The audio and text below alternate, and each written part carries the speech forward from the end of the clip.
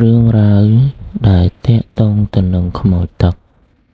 មានពុកម៉ែបងប្អូនបានស្ដាប់ជាច្រើនរឿងរួចមកហើយដែលរឿងទាំងអស់នោះ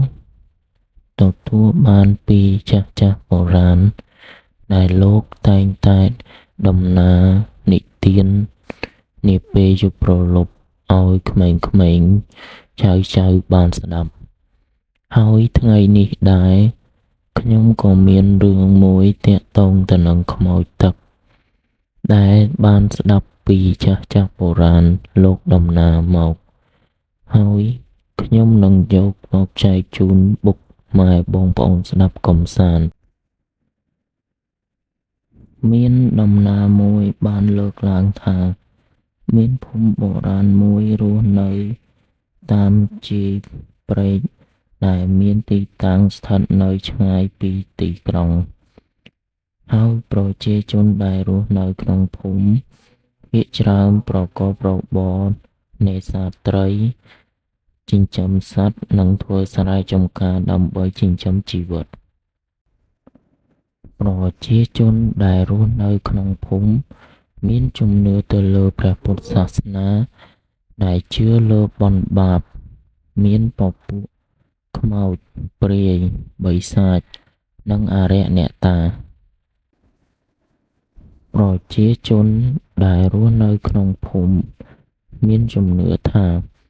នៅក្នុងព្រែកដែលគេរស់នៅមានខ្មោចបិសាចមួយដែលហៅថាខ្មោចទឹកដែលតែងតែជាបាទជាយីអ្នកភូមិដែលរស់នៅក្នុងតំបន់នោះប៉ុន្តែគ្មាននរណាម្នាក់ដែលបានឃើញរូបរាង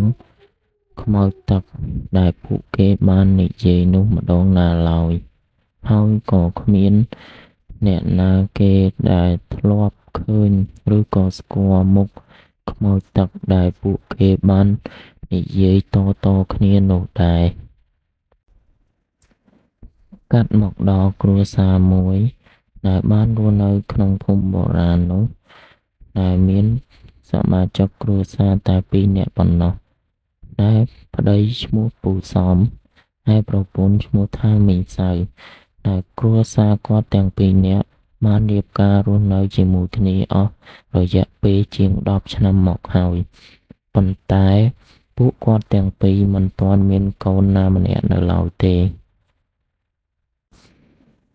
គ្រួសារគាត់ទាំងពីរប្រកបរបរធ្វើស្រែចម្ការនិងនេសាទត្រីដូចអ្នកភូមិដទៃទៀតដែរជារៀងរាល់ថ្ងៃពូសំនិងមីងសៅតែងតែទៅរកត្រី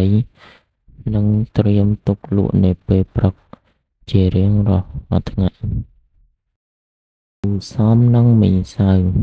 តែងតែទៅរកត្រីជារៀងរាល់ថ្ងៃដើម្បីយកមកត្រៀមលក់នៅឯផ្សារគាត់ជាមនុស្សដែលឧស្សាហ៍ព្យាយាមនឹងការងារនិងមិនខ្ជិលច្រអូសឡើយនាល្ងាចមួយពូសំរៀបនឹងចេញទៅរកត្រីដូចធម្មតាប៉ុន្តែគាត់មើលទៅមេឃមានសភាពអ៊ូអបជាខ្លាំងដោយមេឃរៀបបំរុងនឹងភ្លៀងបាត់ទៅហើយប្រពន្ធរបស់គាត់បានខាត់ពូសំមិនឲ្យទៅរកទេថាថ្ងៃនេះសម្រាកមួយថ្ងៃចុះប៉ុន្តែ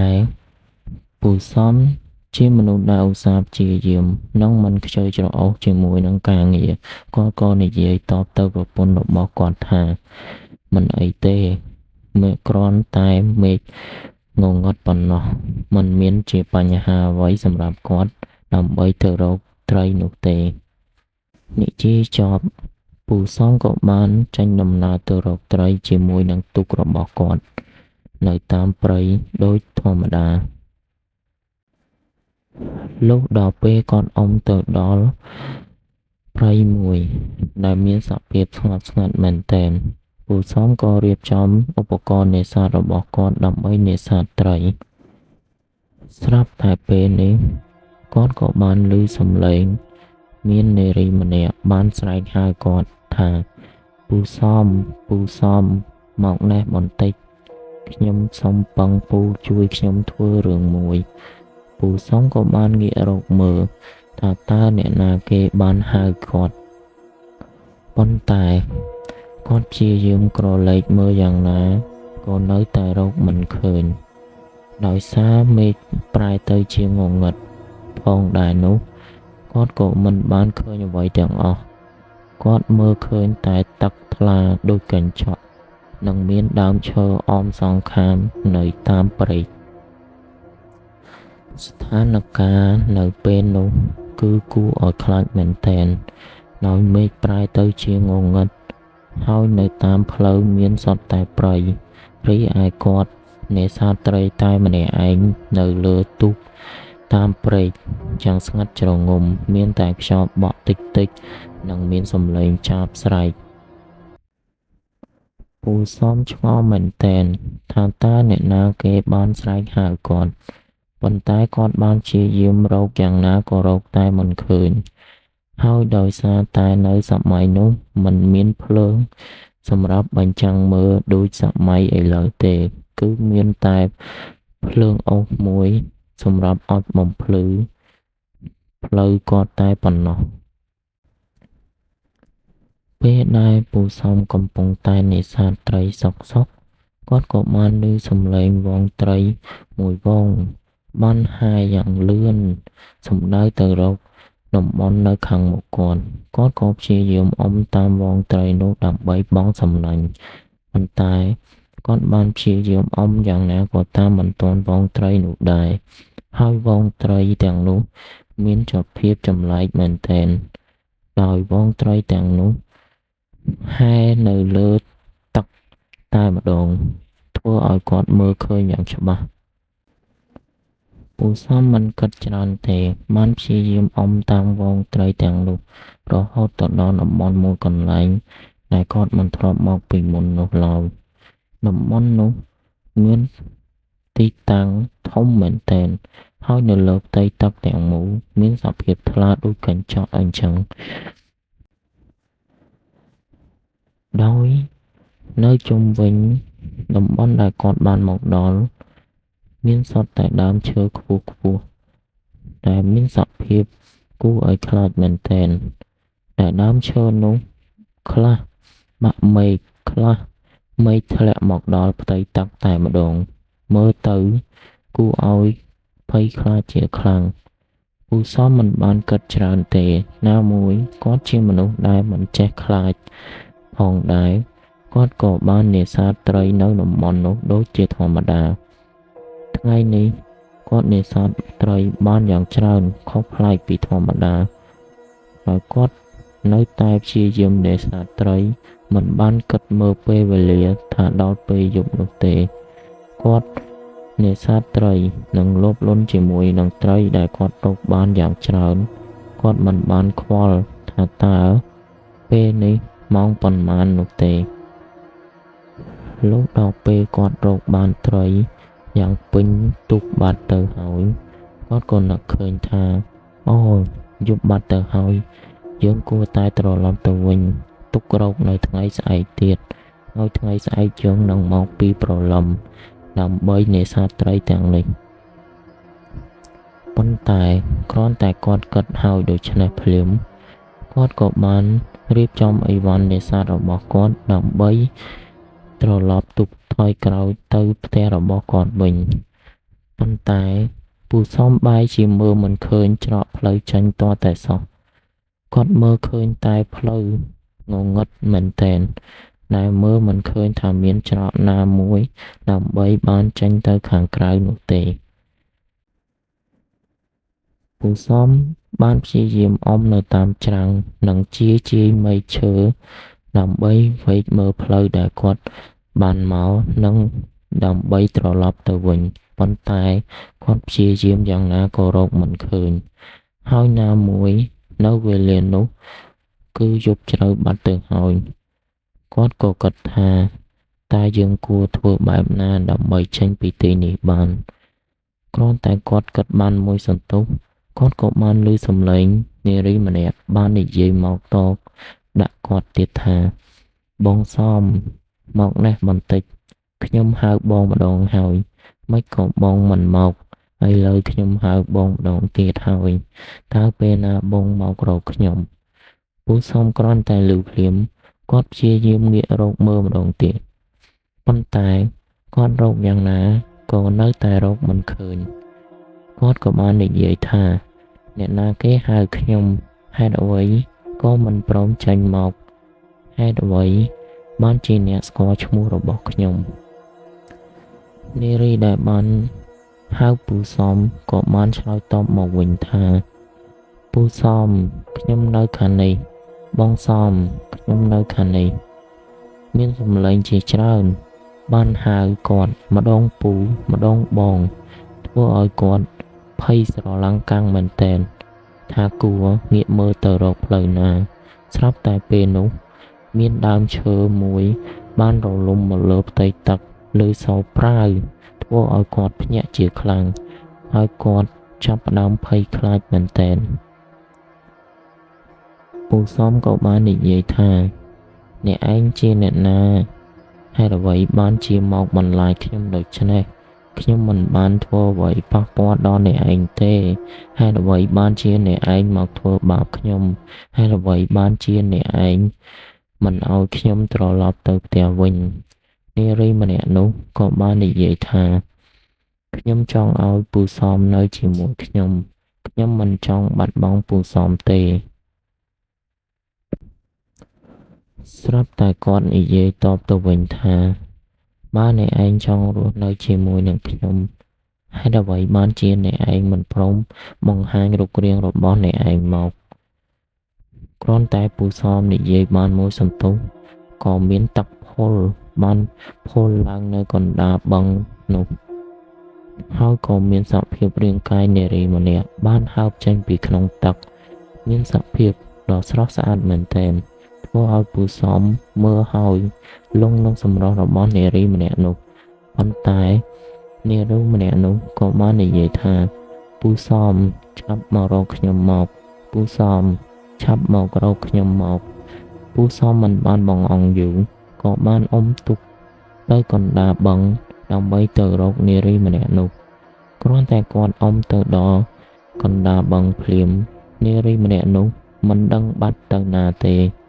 គាត់ក៏បានភ្ញាក់ជាខ្លាំងពូសំនៅតែស្រែកហៅនារីម្នាក់នោះតើនាងនៅទីណាហេតុអ្វីបានជានាងមកលេងជាមួយខ្ញុំដូច្នេះហេតុអ្វីបានជានាងមិនព្រមបង្ហាញរូបរាងរបស់នាងមកនារីម្នាក់នោះក៏បានតបទៅវិញថាតើលោកចង់ឃើញរូបរាងពិតឬក៏រូបរាងជាស្រីស្អាតពូសំក៏បានតបថារូបរាងបែបណាក៏បានដែរខ្ញុំពេញចិត្តនឹងមើលរូបនាងទាំងអស់ឲ្យតែនាងបង្ហាញខ្លួនមកនិយាយមិនទាន់បានប៉ុន្មានផងស្រាប់តែផុលទឹកនៅឯជាច្រាំងគាត់ក៏បានងាកទៅមើលទឹកដែលបានផុលនៅឯជាច្រាំងនោះស្រាប់តែមានសភាពរាងកាយនារីម្នាក់ស្រស់ស្អាតមែនទែនបានហើបចេញពីក្នុងទឹកម្ដងទៀតពូសំមិនបងអង្គយូរក៏បានអុំទូកទៅរកនារីម្នាក់នោះភ្លាមប៉ុន្តែគ្រាន់តែគាត់អុំទូកទៅដល់នារីម្នាក់នោះបានប្រែសភាពទៅជាអាក្រក់ខ្លាំងមែនទែនដោយរូបរាងរបស់នារីម្នាក់នោះប្រែពីស្រស់ស្អាតទៅជាសភាពចាស់ស្បែកជ្រៅជ្រួញនិងមានមុខគួរឲ្យខ្លាចដែលមានធ្មេញចង្កូមលៀនចេញមកយ៉ាងវែងនិងមានសក់ធ្លាក់បាំងមុខនិងជ្រុះមកដប់ធ្វើឲ្យពូសំមានការគាំងជាខ្លាំងគាត់មិនបង្អង់យូរក៏បានព្យាយាមអុំទូកចេញពីនារីម្នាក់នោះប៉ុន្តែនារីម្នាក់នោះក៏បាននិយាយថាហេតុអ្វីបានជាឯងរត់គេចពីយើងឯងនិយាយថាឯងចង់ឃើញរូបរាងយើងបែបណាក៏បានដែរហេតុអ្វីបានជាពេលនេះឯងរត់ចេញពីយើងដូច្នេះពូសំមិនបានតបអ្វីនឹងនារីម្នាក់នោះឡើយគាត់នៅតែព្យាយាមអុំទូកដើម្បីគេចពីនារីម្នាក់នោះដោយគាត់មិនដឹងថាទូកដែលគាត់អុំមិនបានទៅមុខនោះឡើយគឺមិនដឹងជាទិសនឹងអ្វីនោះទេគាត់អុំយ៉ាងណា ក៏នៅតែកន្លែងដដែលមិនអាចគេចចេញពីនារីម្នាក់នោះបានឡើយស្រាប់តែពេលនោះនារីដែលមានសភាពពិបាកមើលបានតោងឡើងទូករបស់គាត់ហើយក៏បានដើរមករកគាត់ធ្វើឲ្យពូសំភ័យខ្លាចជាខ្លាំងគាត់ក៏និយាយថាខ្ញុំខ្លាចហើយខ្ញុំខ្លាចហើយខ្ញុំមិនចង់ឃើញនាងទេនាងឆាប់ចាញ់ទៅនាងឆាប់ចាញ់ទៅនារីម្នាក់នោះខឹងជាខ្លាំងហើយក៏បានស្រែកដាក់គាត់ថាឯងមិនអាចរត់គេចពីយើងបានឡើយឯងត្រូវតែរស់នៅទីនេះជាមួយនឹងយើងឯងមិនអាចចេញពីទីនេះបានឡើយលុះត្រាតែយើងអនុញ្ញាតឲ្យឯងចេញពីទីនេះបានឯងអាចចេញពីទីនេះបានហើយឥឡូវនេះចូលឯងរស់នៅជាមួយនឹងយើងជ្រើសរកយកឯងហើយពូសំគ្រាន់តែលើបែបនេះភ្លាមគាត់ក៏តបវិញទាំងភ័យខ្លាចថាខ្ញុំមិនអាចរស់នៅជាមួយនឹងឯងបានទេខ្ញុំមានប្រពន្ធដែលរងចាំនៅផ្ទះខ្ញុំត្រូវការចិញ្ចឹមប្រពន្ធរបស់ខ្ញុំស្រឡាញ់ប្រពន្ធរបស់ខ្ញុំខ្លាំងណាស់ខ្ញុំមិនអាចអត់នាងបានទេហើយនាងក៏មិនអាចអត់ខ្ញុំបានដែរគ្រាន់តែឮពូសំនិយាយបែបនេះភ្លាមនារីម្នាក់នោះក៏បានស្រែកឮយ៉ាងខ្លាំងធ្វើឲ្យខ្ទោពេញតំបន់នោះតែម្ដងរីឯមេឈើក៏បានប្រែទៅជាខ្យល់បក់យ៉ាងខ្លាំងចំណែកឯទឹកប្រែទៅជាខ្មៅអ៊ូអាប់ធ្វើឲ្យពូសំភ័យខ្លាចជាខ្លាំងគ្រាន់តែគាត់ឮសំរែករបស់នារីម្នាក់នោះភ្លាមគាត់ងាកទៅរកនារីម្នាក់នោះប៉ុន្តែគ្រាន់តែគាត់ងាកទៅរកនាងភ្លាមស្រាប់តែនាងហក់មកសង្គ្រោះពីលើគាត់ធ្វើឲ្យគាត់សន្លប់បាត់ស្មារតីតែម្ដងពូសំក៏បានភ្ញាក់ដឹងខ្លួនមកវិញនៅឯផ្ទះរបស់គាត់ឆ្ងល់ជាខ្លាំងថាតើមានរឿងអ្វីបានជាគាត់មកនៅផ្ទះបែបនេះក្រែងយប់មិញគាត់ត្រូវខ្មោចលងគាត់ហេតុអ្វីក៏ពេលនេះគាត់បែរជានៅផ្ទះរបស់គាត់ទៅវិញគាត់ក៏បានសួរប្រពន្ធរបស់គាត់ក៏បាននិយាយរឿងរ៉ាវទាំងអស់ប្រាប់គាត់ថាកាលពីយប់គាត់បានមេឃចាប់ផ្ដើមប្រែទៅងងឹតនិងមានផ្លេកបន្ទោខ្យល់បក់ជាខ្លាំងគាត់បារម្ភប្តីគាត់ខ្លាចមានបញ្ហានៅតាមផ្លូវគាត់ក៏បានអុំទូកទៅរកប្តីជាមួយនឹងបងប្អូនប៉ុន្មាននាក់គាត់ព្យាយាមអុំទូកទៅរកប្តីរបស់គាត់យ៉ាងណាក៏រកមិនឃើញហើយគាត់ក៏បានគិតថាប្តីរបស់គាត់ប្រកាសជាចូលទៅដល់តំបន់ដែលឆ្ងាយតែគាត់មិនធ្លាប់បានមកពីមុនប្រពន្ធរបស់គាត់មិនបងអង្គយូរក៏បានអុំទូកទៅរកប្តីប៉ុន្តែគាត់រកយ៉ាងណាក៏រកប្តីគាត់មិនឃើញទាល់តែសោះនៅពេលនោះគាត់ក៏បានឮសំឡេងមាននរណាម្នាក់បានស្រែកហៅគាត់ថា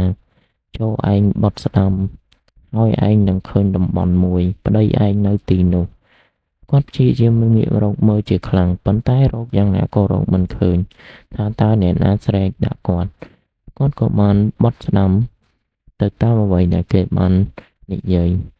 មិនយូរប៉ុន្មានគាត់ក៏បានឃើញប្តីរបស់គាត់សន្លប់នៅលើទូកកណ្ដាលបឹងមួយ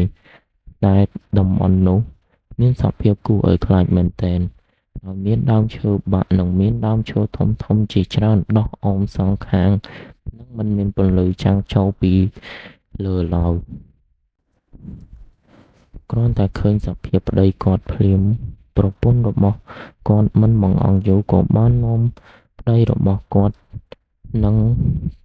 ទូករបស់គាត់ត្រឡប់មកវិញចំណែកឯអ្នកដែលតាមទៅជាមួយគាត់ក៏បាននិយាយប្រាប់គាត់ថាតំបន់នេះគ្មាននរណាគេហ៊ានចូលមកទេព្រោះតំបន់នេះហើយដែលគេនិយាយថាមានខ្មោចទឹករស់នៅសំណាងហើយតែប្តីរបស់ឯងមិនស្លាប់តែប្តីរបស់ឯងគ្រាន់តែសន្លប់នេះហើយជាអ្វីដែលគេបានធ្វើដាក់លើប្តីឯងអ្នកភូមិដឹងរឿងរ៉ាវទាំងអស់នេះដោយសារតែគេធ្លាប់មានប្រវត្តិមិនមាននរណាម្នាក់ហ៊ានចូលមកតំបន់នេះទេ មានតែពូសំប៉ុណ្ណោះដែលឃើញគាត់សន្លប់នៅលើទូកនៅក្នុងតំបន់នេះគ្រាន់តែនិយាយចប់ភ្លាមប្រពន្ធរបស់ពូសំ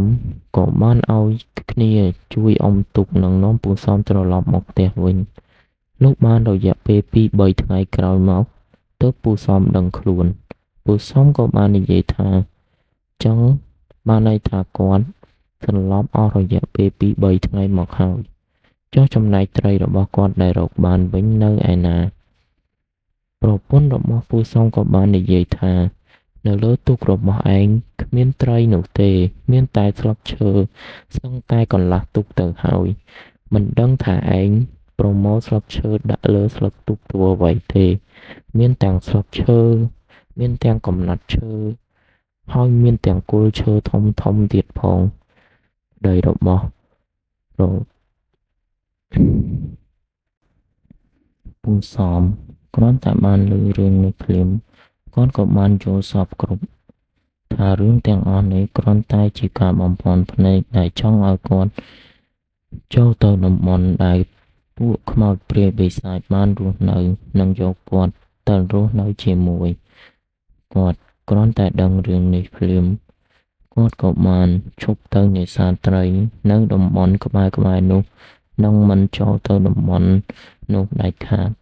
អស់ចាប់តាំងពីពេលនោះតរៀងមកហើយពូសំក៏បានរស់នៅជាមួយប្រពន្ធគាត់ជាធម្មតាដូចអ្នកភូមិដទៃទៀតចាប់ពីថ្ងៃនោះតរៀងមកហើយរឿងដែលខ្ញុំបានលើកយកមកសម្រាយចែកជូនពុកម៉ែបងប្អូនបានស្ដាប់នៅថ្ងៃនេះគ្រាន់តែជារឿងប្រឌិតដែលចាស់គាត់លើកមកនិយាយនិទានដើម្បីឲ្យក្មេងៗបានស្ដាប់និងបន្លាចក្មេងៗកុំឲ្យទៅលេងតំបន់ដែលមានទឹកជ្រៅព្រោះគាត់ខ្លាចថានៅតំបន់ទាំងនោះក្មេងៗអាចនឹងជួបគ្រោះថ្នាក់ដោយឧបទ្ទវហេតុណាមួយទើបគាត់លើកយករឿងខ្មោចនេះដើម្បីមកបន្លាចក្មេងៗដើម្បីកុំឲ្យក្មេងៗទៅលេងនៅតំបន់ដែលមានគ្រោះថ្នាក់បែបនេះក្នុងក្រោយខ្ញុំក៏សូមអរគុណទៅដល់អ្នកស្ដាប់ទាំងអស់គ្នាដែលបានចូលមកស្ដាប់ Channel របស់ខ្ញុំបានសូមអរគុណកុំភ្លេចជួយចុច Like Subscribe និង Comment បញ្ចេញមតិកែលម្អខ្ញុំបាទផងនៅក្នុង Comment សូមអរគុណ